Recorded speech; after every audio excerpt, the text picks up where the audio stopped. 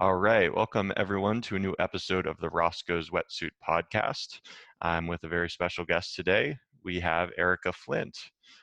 Erika is an award-winning hypnotist and hypnotherapy instructor, a best-selling author, speaker, and a co-host of the popular podcast series Hypnosis. She's the founder of Cascade Hypnosis Center for training and services in Bellingham, Washington, and the creator of the Reprogram Your Weight system of lasting weight loss without the struggle. Erika has a new book out, which we're going to talk about. So very excited to have you on the show today. Hey, Toby, it's great to be here. And we had a lot of fun talking before the show, so I know there's a lot of fun things for us to discuss. Absolutely. And where I'd like to kind of get us started off is, can you tell me, what originally sort of drew you to hypnosis? How did you find out about it? And then how did you end up really, doing a deep dive and realizing that's what you wanted to do? Right. Well, I was a software engineer, so I was in Silicon Valley working in a really awesome, at an amazing company with great colleagues, excellent pay, all of that. And so I am a computer programmer with my education, and I was enjoying that for quite some time. But at a certain point, I realized I just was unfulfilled. And even though I was working on great projects with excellent people doing neat work in the world, it was still somewhat unfulfilling. And then I went through a really low point in my life. And I think, there's a lot of people out there who go through kind of crises, that type of a thing. And I ended up in a place where I was really struggling, like really kind of hit bottom type of a thing. I ended up in the hospital. And I was questioning everything in my life. Really, should I continue with my life? Because I'm just not happy. And I had everything that I thought I was supposed to have. I had a career, and I had a spouse and a family and a car. And like I had all the things that I thought I was supposed to get. They teach you to go get your college degree and get married, and, the white picket fence and all of that stuff. And happiness was not to be found there for me ultimately. And so I went through this really low point, and that's when I realized I needed something more. And so I started seeking something else to do, something else that would be more fulfilling. And thankfully, I did go and try a lot of things, but thankfully, hypnosis really stuck. And I remember sitting in the classroom for my first training course. And when I realized what hypnosis really is, I was sold. I mean, I remember it vividly. It was a light bulb moment. And what I realized about hypnosis is that it allows us to reprogram how we think and feel at the very root level. So it's basically like, if you think of yourself as like an operating system, like an inner operating system, hypnosis gives you the ability to reprogram yourself. So kind of the short answer there, but I can expand in any area or any way that you'd like. Yeah, no, that's very interesting. I'm curious. So you tried hypnosis and then had a super profoundly positive effect from it, I take it. And that, Yeah. and then I didn't quite understand what it was, right? So I'm like, hypnosis sounds interesting. And I think a lot of people out there still think of, when you say the word hypnosis, what they think of is, the person at the state fair up on stage making people do kind of crazy things, or maybe someone that you saw on America's Got Talent, or even at a high school graduation. And we call that stage hypnosis. And the primary purpose of stage hypnotism is entertainment, but it is backed by real hypnosis. And so when you attend one of those shows, you might be curious about, how is that happening? Like, how in the world can somebody go up on stage like that and forget what their name is, or act and do something that they might not normally do, or say that they would want to do anyway. And so that was my understanding of hypnosis. I didn't quite get what it really was.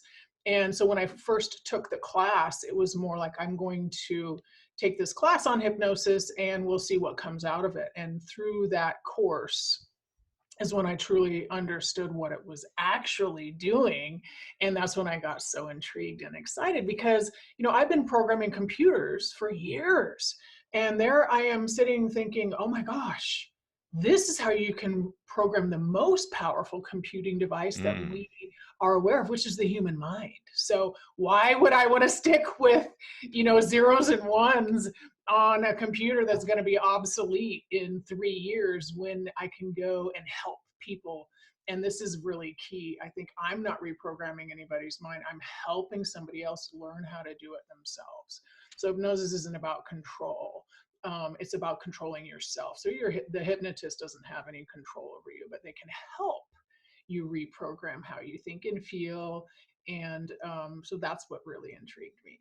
right, right. Well said. I really like what you said about the computers. I mean, that's an interesting, I mean, that whole, the mind is a computer, analogy that's been going on for a little while. I mean, that's, it's an interesting thing to me. Um, so for the listeners, some people, may have some experience, either doing hypnosis or hearing about hypnosis, but how about, can we just kind of walk people through kind of an introductory, as far as, maybe either the psychological or biological bases of, how hypnotherapy works, or how it's proposed to work? Could you Of just, course. Yeah. And so one of the best ways to understand how hypnosis works is to first talk about just a model of the mind. How does the mind work? And this is just a model, but so you can think of the mind as having different parts. And the first part would be your conscious mind. So the conscious mind is analytical and procedural. This is the part of the mind that you're using to pay attention to something. This is the part of the mind that would balance a checkbook if we did that anymore, that type of a thing. But it's very limited. It's limited to about 7 to 9 bits of information. And then we have the subconscious mind. The subconscious mind is how we feel about things. And it's a recording of everything that we've ever done in our lives. So you can kind of think of it as a hard drive. And then there is the unconscious mind, and the unconscious mind is your body's consciousness. So, you can think of it as your autonomic processing system. So what your body does, even without you having to think about it, digesting your food and beating your heart, regulating your body temperature, those types of things, right? Now, what happens in hypnosis, and for most of clients who go to see a hypnotist, they have tried to think about and solving the problem with their brain, their cognitive abilities as much as possible. And that's just, due diligence. If you have a problem in your life, I want to lose weight, a lot of people will ask their friends, read a book, research it online, that type of a thing. Now, when that doesn't work, what happens is people get very frustrated and they think that there's something wrong with them, right? So, what does hypnosis do? Well, hypnosis allows us to bypass the cognitive thinking mind and go directly to the subconscious or the unconscious mind.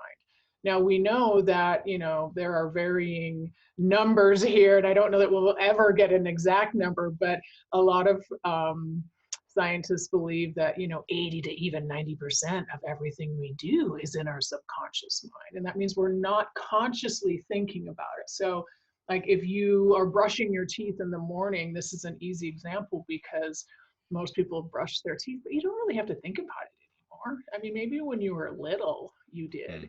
mm, You put the toothpaste on and you brush your teeth, and you can do other things. So that, to a large degree, is probably somewhat subconscious, right? You're not thinking about it. It's a habit. The unconscious pieces of it, how you move your arm, that would be in your unconscious mind.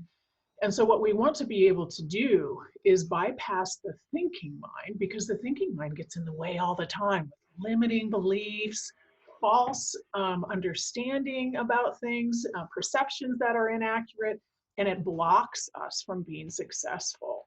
And that's a protective mechanism. It's a good thing. So for the most part, the conscious mind will let through into the subconscious anything that you already believe to be true, right? It reinforces it. And anything that you don't believe to be true, it automatically rejects.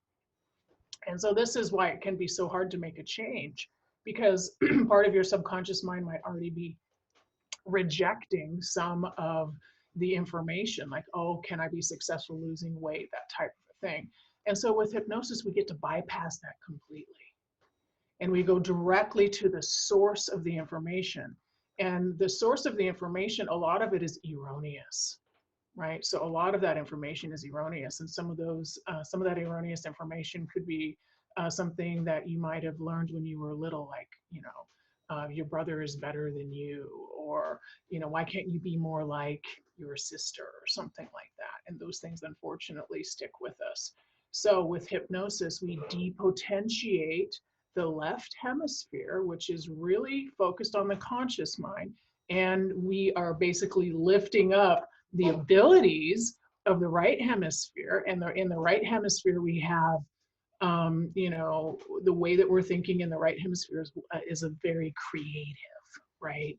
And so hypnosis is effectively a technique to give you full access to your subconscious mind. Very interesting. So that brought up a lot of stuff. First thing I wanted to just ask you, so I actually have a book that I'm looking at right now on my desk. I'm curious if you've read it, called The Master and His Emissary. No. It's by a doctor, Ian McGilchrist, Oh, and it's basically talking about the left hemisphere, right hemisphere divides, kind of from a neuroscientific perspective.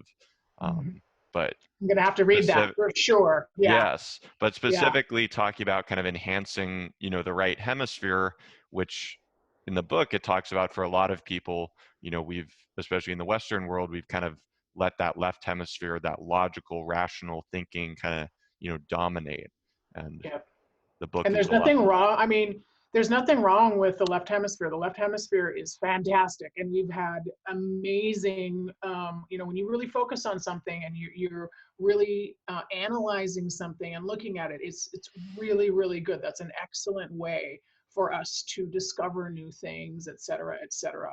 However, when that doesn't work, when that's limited, right? So normally the clients that are coming to me, they've already done all of that. They've read all the books, they've watched all the movies, they've tried all the techniques. So they've done all the left hemisphere style of work that they can.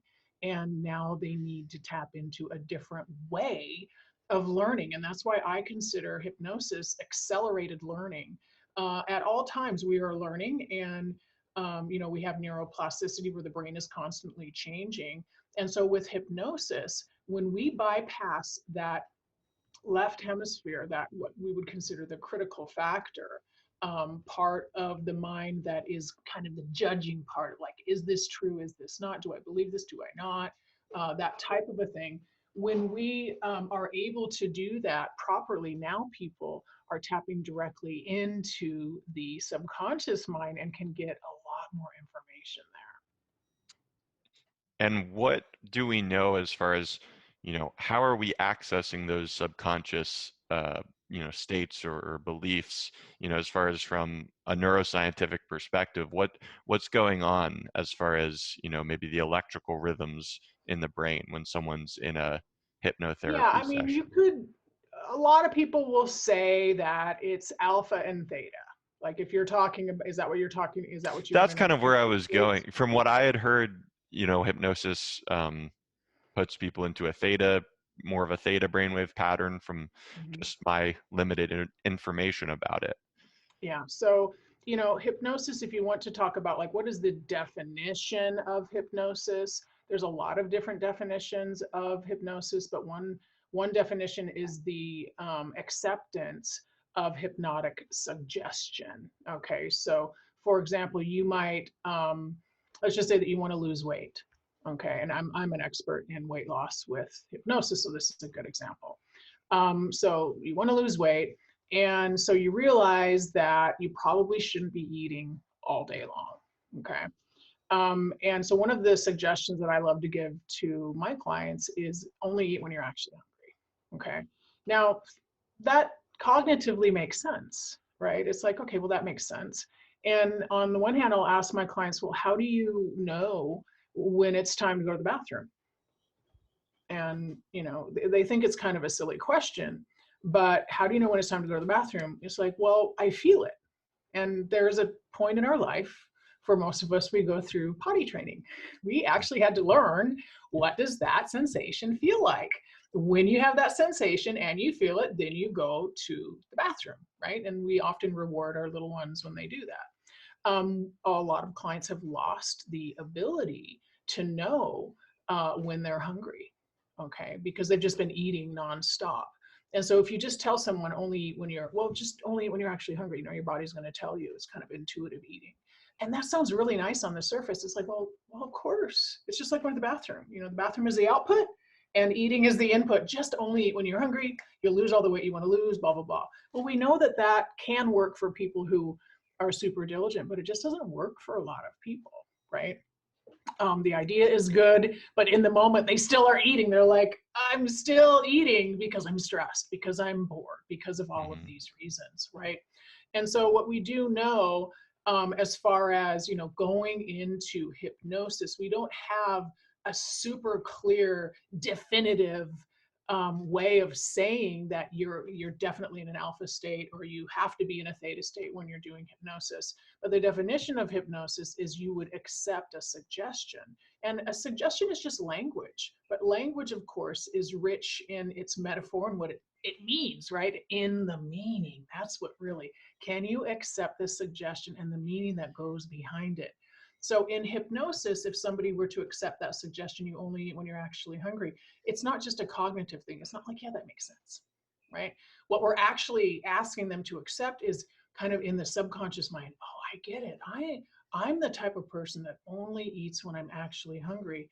And so therefore, hooking that into your unconscious mind, when I feel that sensation of hunger, now I know that it's time to eat, okay? And so how would you know if somebody accepts that suggestion, what brainwave state are they in? Well, I would argue it's definitely an alpha, because the beta brainwaves cause so much, for the most part, right? High beta, you're going to have anxiety. You're going to have a lot of thoughts that are racing thoughts, and they might not be all that productive. And so we know once our clients enter into an alpha state, and I've done this myself. I don't have neurofeedback hooked up on my clients while I'm doing hypnosis, but I have done this myself. Entering the alpha state, the daydreamy, slowed down, more reflective and kind of expansive state, it's easier to accept those suggestions, and they make sense. And they don't just make sense at a cognitive level, they make sense at the deeper levels of the mind as well. And then once you move into theta, the interesting thing about theta is that language is a little more difficult to understand at theta because we're thinking in imagery and pictures. So for theta, when we're interacting with our clients in hypnosis, we have to change our language in order for it to really fully take place. And for our clients to understand, it needs to be metaphorical. It needs to be kind of visual, like where you're describing something. Okay, they might not be seeing pictures in their mind, but it needs to be more of a description than just basic language. So I don't think we have the full answer yet, Toby, but I do know that we're getting there as far as what happens in a hypnotic state. It's going to be alpha and theta. Right. And this goes back to something we, talked about just briefly before we, started recording, about there being things that work without, the full science behind it currently.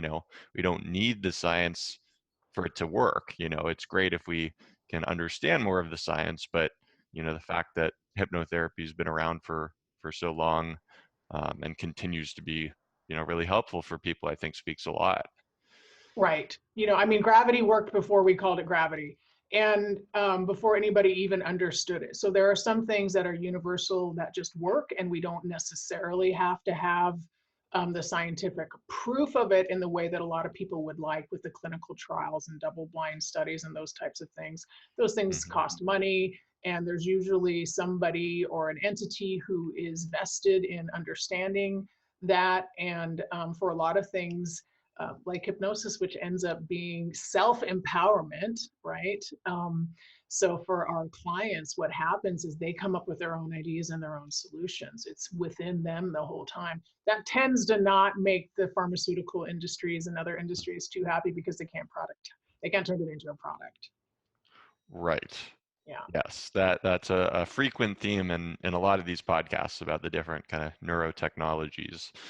Right. Um, Yeah, it does so surprise me. you mentioned weight loss. What other kind of conditions or symptoms, can hypnosis really improve? What in your clients, do you see the most success with?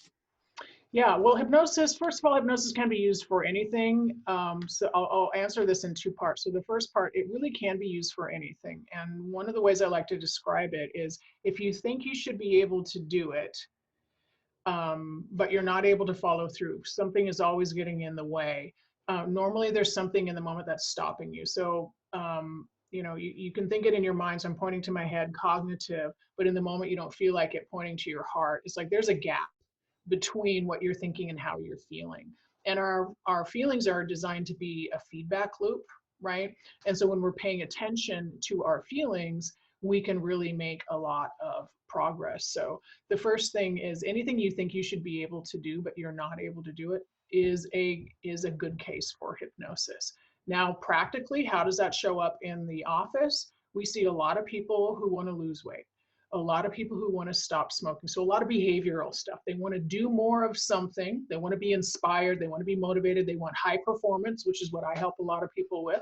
So I work with a lot of entrepreneurs, authors, small business owners who, I mean, they're awesome. They're awesome people, but there's something getting in the way. And sometimes it is. Sometimes it is that they're eating too much. Sometimes it is that they're drinking too much. Sometimes they have their own bad behaviors that are getting in the way, and they know if I just lose weight, then when I get up on stage, I'm going to feel more confident and I'm going to do a better job, that type of a thing. So I would say the bread and butter of hypnosis is weight loss, stopping smoking, but we help a lot of people with anxiety, feeling too stressed, not being able to think, sleep, not Hmm. being able to sleep very well.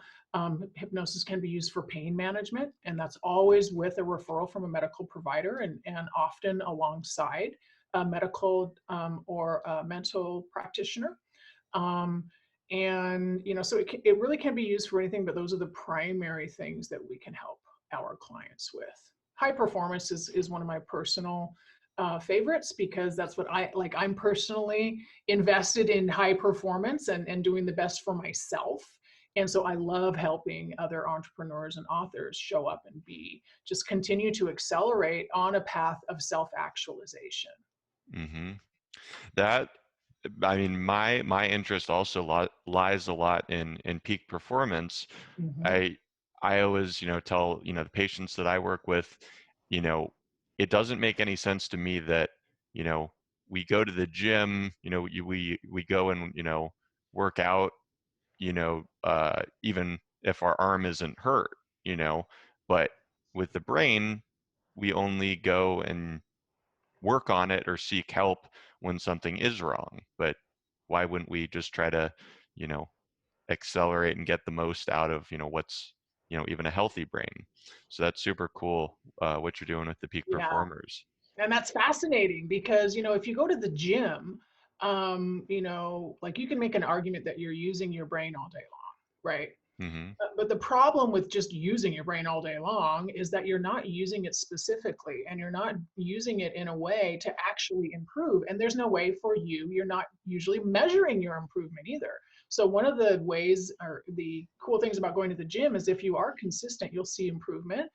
It'll be easier to walk up the stairs. It'll be easier to lift something. So there's real feedback. And part of the feedback might be negative, you're tired or whatever. Hmm. But wouldn't it be nice if there were brain feedback too? And wouldn't it be nice if there were things that you could do in your mind that very same day, you'd be like, oh my gosh, I'm so glad I've been doing that work, right? Hmm. So for example, the control of the autonomic nervous system. Wouldn't it be nice if you had the control, if you started to feel yourself getting anxious, getting upset, and most people for that experience is they feel out of control, and nobody likes feeling out of control. So what if you could train yourself to control that element of your nervous system so you could calm down when you needed to stay calm, and then utilize that energy, whatever it was that was coming up, you could utilize that energy to respond in a thoughtful way. Now, the flip side of that is a lot of people, they're not getting too anxious, they're depressed and they're not inspired, and they might be tired from working too hard. And so how do you do something that is going to motivate and inspire automatically? And so these are some of the things that hypnosis can help with. In addition, so that's one kind of sub element of brain training that I'm super fascinated by, because when we have better control over our body's systems, feeling inspired, calming down, and we can do it on purpose, now we can show up and be a better effective leader, we can get more done, and we can learn more. Mm-hmm. I'm curious, I was just going to ask you, as far as what do you think of, a lot of the stuff you're saying makes me think of, the movie The Truth and the law of attraction. Is that something that you subscribe to, as far as, kind of all of the beliefs kind of creating your, the physical reality that ends up showing up in our worlds? Yeah, to some degree. Now, I haven't seen The Truth. I have seen, are you talking about the movie The Secret? The Secret. So, I'm sorry. Okay. Yeah, yeah, Okay. yeah. I'm like, Thank I you haven't for seen The correcting me. Truth one. Is that like No, a no. follow-up? Okay. Yeah. Okay. Yeah. So I am a believer in the idea of the law of attraction, but maybe not to the degree that a lot of other people do. So let me just explain. One of the principles of the mind is whatever we focus on grows. And so if I were to ask you to bring your attention to your tongue and your mouth, it's like almost impossible not to do that. Yep. Like, Right? don't think So, of the pink elephant. In right. psychology, Don't you're think, gonna think exactly. of a pink elephant. Right. We also know, and you might know this better than me, Toby, but we also know that the amount of data that is coming into our consciousness at any one time, and I get mixed numbers on this and it's changing all the time, so I don't really know what number to use. In my first book, I used the number, I researched this, and the number was 30 billion bits of data every second that is coming into our brain from all of our sensory information. Okay, so not just our six senses or five senses plus all the others that we are now aware of that we don't really include, right? So 30 billion bits of information, but we're only aware of, and this again, arguably somewhere between 30 to 100 plus bits of that information at any one time. So our experience is heavily filtered by our perception and our existing beliefs, right? And so extrapolating that and thinking, whatever you think and what you focus on grows. We know that's true in the brain. We also know that the brain fills in a lot of stuff, right? I mean, think about the blind spot in your eye. There really is a blind spot in your eye. And I mean, I've never seen it, but because the brain fills it in, and the brain fills in bits in audio, and the brain fills in bits in all sorts of places. So our perception of being a human in any one moment is never truly accurate. It's always kind of a subset of actually what's going on. And so if you take that concept and then you talk about the reticular activating system, which is part of the brain that is responsible for filtering our experience, right? So an example here would be, have you ever wanted to buy a new car? Have you ever done that, Toby? Mm-hmm. Yeah, so you start researching it, and one of the common experiences of buying a new car is, let's say you're looking for an SUV, and all of a sudden you see SUVs everywhere, and Mm-hmm. they're all over the place, right? And so how did that happen? Well, it was important to you. You researched it, and basically you seeded your reticular activating system. You said these things are important to me now, and so your brain pulls them out and shows them to you, right? So those two things right there, whatever we focus on grows, and then what's important to us gets filtered by our reticular activating system, so we see it more in the world. For those two reasons, yeah, I believe in the law of attraction. I really do. And I have experience with that too, meaning that when I focus on having particular outcomes that I actually want, those tend to come true.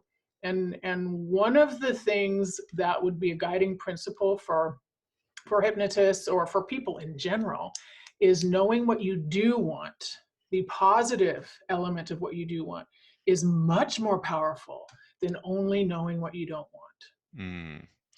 And that actually brings up a really good point about, from my understanding of the brain, with kind of evolutionary biology, we've always kind of, our brains have been kind of focusing more so on the negative, or more so on, what can kill us, because that's what, we were Yeah, designed to do to survive. So, yeah, but there's no longer the saber-toothed tiger, or the previous threats that there were, that we actually need to be aware of.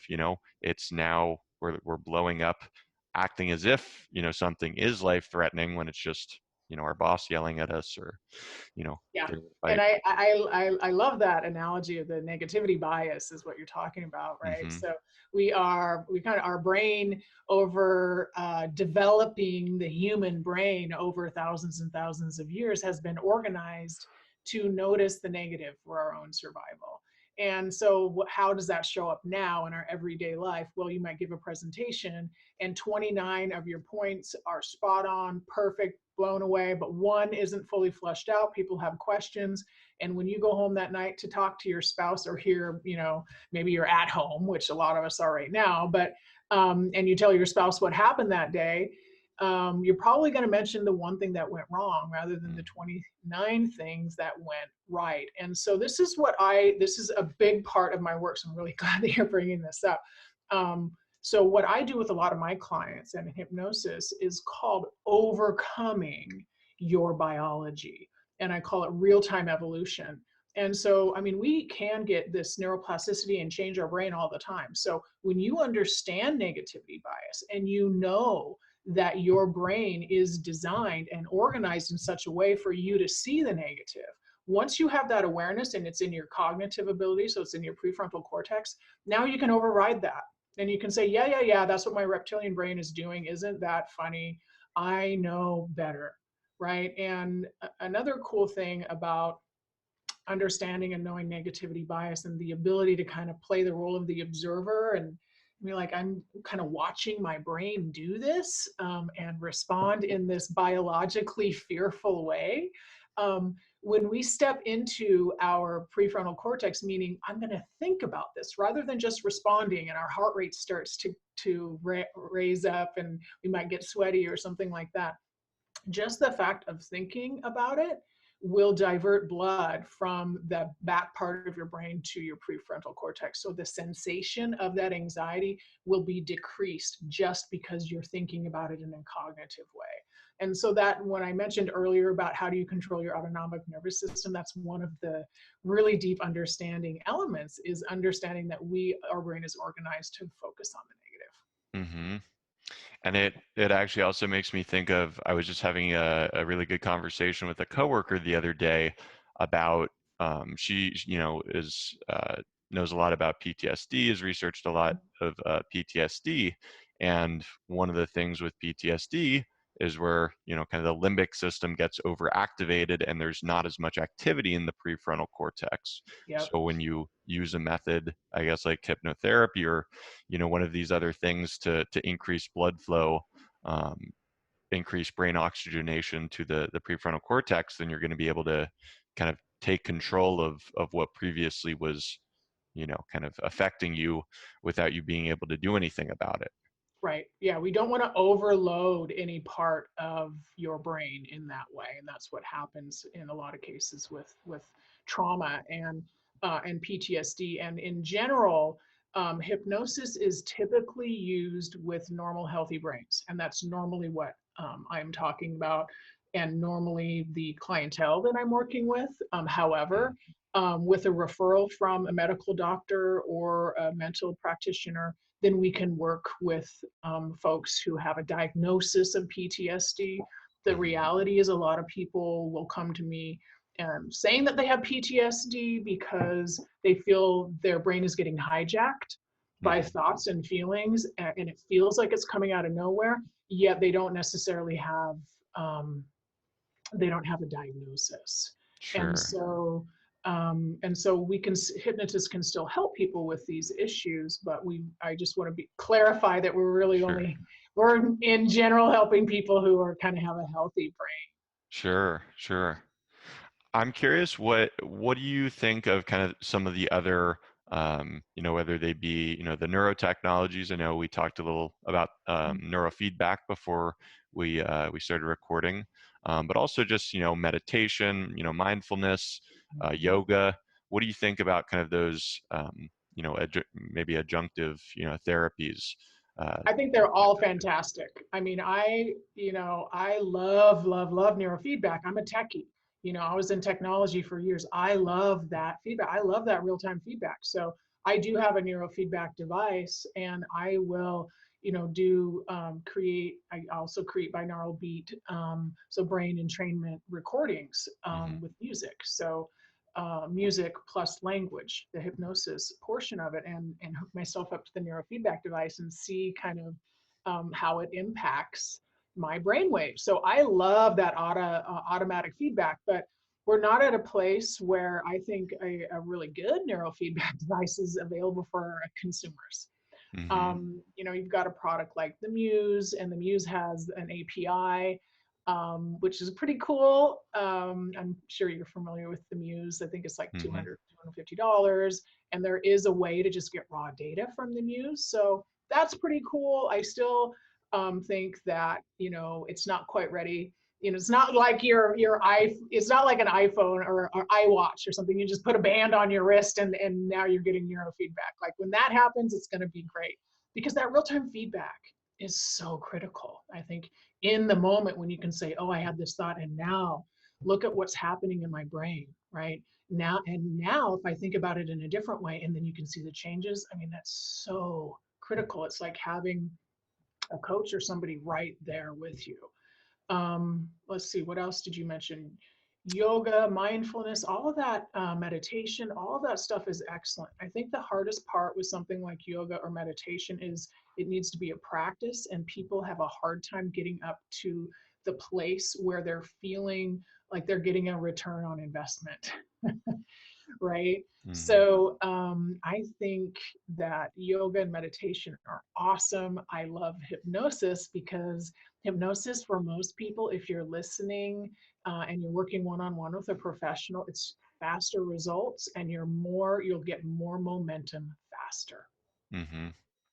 And that kind of actually ties into what I was just going to mention and sort of ask you about, which is I saw that you're part of, or on the board of the National Guild of Hypnotists. Mhm. Is that correct? I'm a board certified Board certified. hypnotist at the National Guild of Hypnotists. I'm also Order of the Braid, which is an invite only. So I'm not on their board of directors though. It's a privately held. Okay. Okay, Yeah. gotcha. I would just mention that because I think it's so important, coming from, what the work I do with neurofeedback and neurostimulation and brain mapping, there's a lot of people now that are getting access to the technology, who may not really have any clue what they're doing. So I think it's really important that there's, we have organizations, that make people board certified. So um, Yep. yeah, do you, what's your take as far as, you know, I guess anyone could potentially call themselves, a hypnotist, but, they're not going to have the amount of training, Right. experience, skill set, that, someone like yourself is going to bring to the table. Right. So hypnosis is a normal and natural state of mind. We've been going into hypnosis ever since humans have been around. Anytime that you are doing something in your life, maybe something enjoyable, where you look up at the clock and you're like, oh my gosh, I thought it had been 15 minutes, it's been an hour. Okay.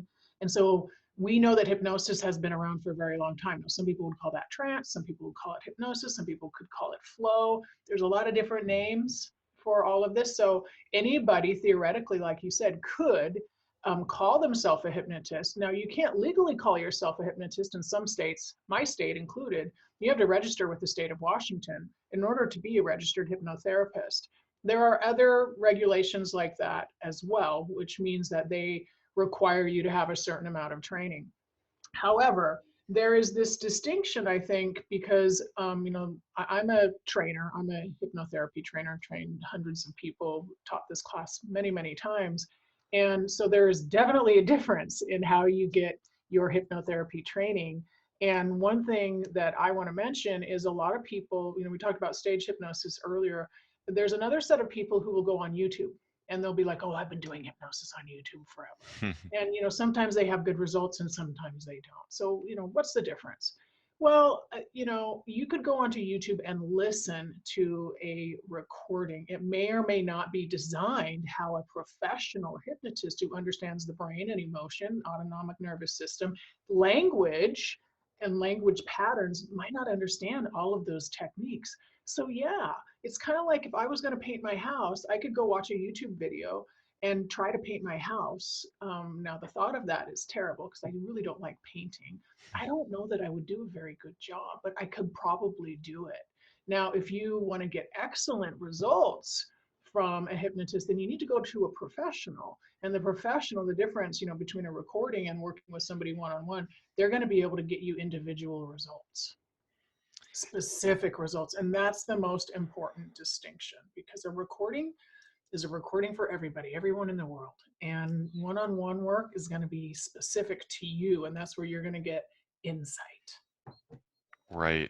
And if a listener is really interested, in what we're talking about and is, maybe contemplating going, going to a hypnotist, what sort of qualities or, maybe certifications, what sort of stuff, should you look for?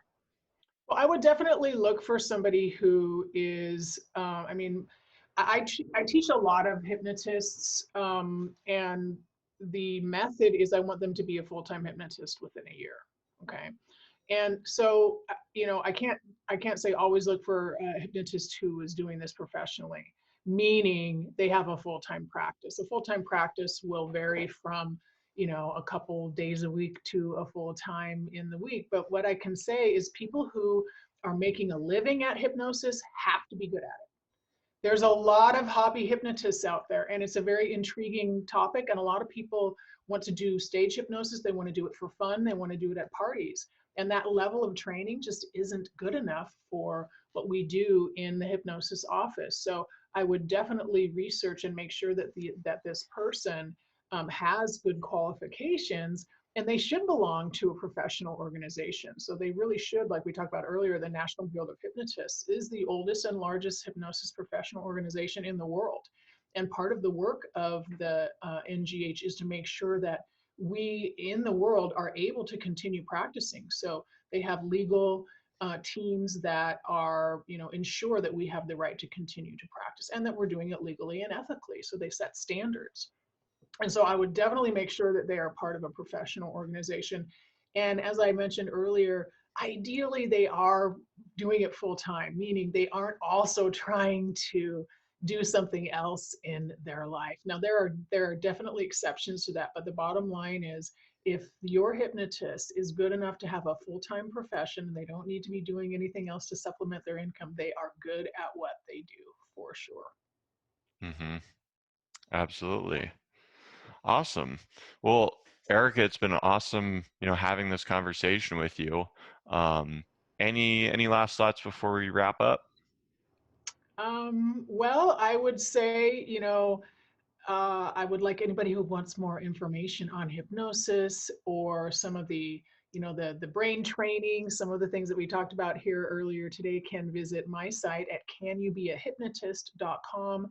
You can get a free download of my latest book, which is called Can You Be a Hypnotist? And in that book, there's a lot of information on hypnosis and how it works in the brain, kind of extended versions of what we talked about here today, Toby. And other than that, I just wish everyone well, and just know that a lot of things that I see in my office tend to come back to things that came up when we were younger, not feeling good enough, not feeling loved, not feeling cared for. And so it's important to me, my work is always very heart-centered. And today we talked about the science and we talked about a lot of the cool things that the brain does, but this approach for me is very heart-centered. And when we're talking about helping people, please be kind to yourself and love yourself, and it's going to make everything a lot easier in your life. So just take a moment to really be kind to yourself. It's going to pay off when you're in your interactions with everybody else. Well said. Well, awesome. If you guys enjoyed the show today, go ahead and check us out on YouTube. Roscoe's Wetsuit is the YouTube channel. Go ahead and like and subscribe. You can also find the audio versions of the podcast on Spotify, iHeartRadio, and Apple Podcasts. Also, go follow us on Instagram at Roscoe's Wetsuit Podcast. All right, Erika, again, thank you so much for coming on the show today. Thanks, Toby. Have a great one. All right, take care.